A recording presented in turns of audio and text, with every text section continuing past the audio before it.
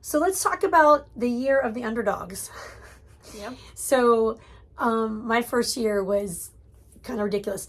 And I hired people because I'm a therapist and I wanted to give people a shot and a chance. And these people maybe eventually would have been great employees, but they weren't ready to work for a small company like me. So I learned quickly how to choose rock stars, and that you need rock stars in your organization from the get-go. Absolutely. So something important to know and remember is your team is as strong as your weakest link. So look around your team. How strong are they, and who is pulling their weight and who's not, because the person who's lagging behind is probably going to bring the whole ship down. And again, as Constance said, they might be great people.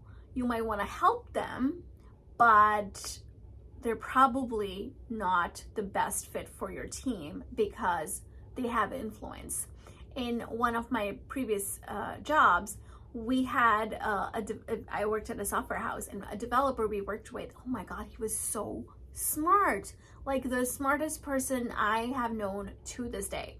But he wasn't very punctual or disciplined. He gossiped a lot, and he had really bad negative energy around him. So he was like always complaining.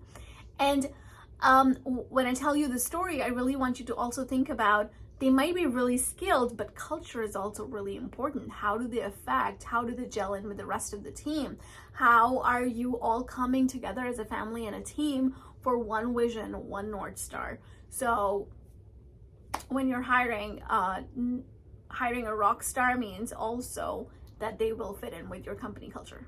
And you may need to hire somebody to do this for you. So in the middle of my underdogs moving out of my business, which was okay, I got left bleeding a little bit. I had an area at the front desk that I was in the business.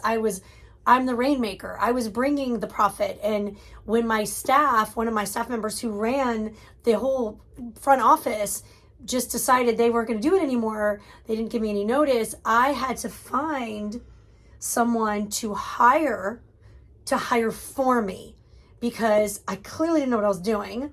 And she was like a business consultant, and she did the hiring. Now, it was pricey, but it was a value that I had to invest in my company. She came in and she interviewed, and I think Rumaisa leaned into a little bit on this as well, and really found me some great people, because I couldn't take 3 or 4 weeks off from my position because I was the one that was funding the company. Absolutely. And I think of your people as investments, not necessarily liabilities, because if they're not bringing in strategic value to the work you're doing, then they're probably a liability, because a lot of people are dependent on, just humans in bodies. But think about what value will it bring to your business if you hire somebody, if there is a role that exists in your company. Because if you don't have that role, and maybe technology can just replace it and you can automate it for a way cheaper, go ahead and do that. But if you think you need that human element and there is going to be strategic value, then they're definitely an investment, and you should not invest or be frugal. Be frugal with your investments. Do not. Yeah, that's why your business coach is really important.